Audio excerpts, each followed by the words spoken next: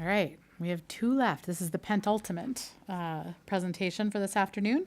It's from Sarah Leichty. She is a master's student in ecology. She's a first-year master's student, and she knew she wanted to study soil when she realized how little we know about the fascinating, complex, and essential world beneath our feet.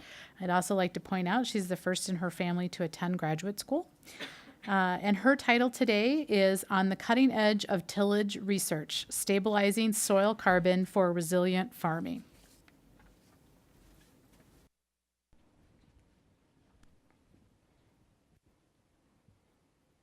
$9.7 billion. That is the projected human population by 2050. How are we supposed to feed that many people while also limiting our carbon dioxide emissions? What if I told you the solution is literally under our feet? Soil.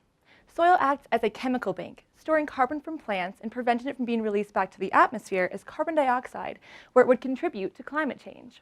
And carbon stored in the soil also increases soil health, which is key to producing enough food for a growing human population. Sound too good to be true? It's not, but it requires a better understanding of how to treat our soil so we can store carbon for longer periods of time. Carbon is lost in the soil by microbes munching on dead plant material and releasing it back to the atmosphere as carbon dioxide. And the rate at which this happens depends on whether the microbes have access to the dead plants. Traditionally, farmers till their fields before planting crops for reasons such as weed control. And this provides microbes with immediate access to a buffet of carbon. In contrast, some farmers choose to leave the decomposing plants on top of the soil surface, a practice known as no-till. Initially, no-till releases less carbon dioxide than till because that carbon buffet is out of the microbes' reach. But no one knows how long this trend lasts.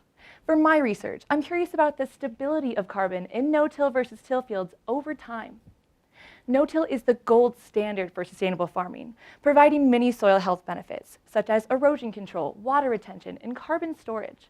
But recent studies contradict no-till's carbon storage benefit by finding equal amounts of carbon in no-till and till when deeper soil carbon is accounted for, and finding less deeper soil carbon in no-till over time.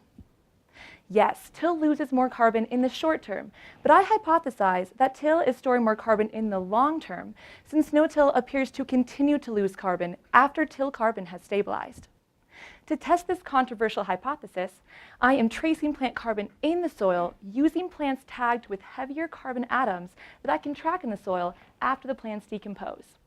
I applied these heavier carbon plants either to the soil surface, like no-till, or mixed them into the soil, like till, and plan to look at the distribution and stability of the plant carbon 6, 12, and 18 months later. My project will help us better understand how to store carbon in the soil so that we can produce enough food for 9.7 billion people, while also limiting our carbon dioxide emissions. Thank you.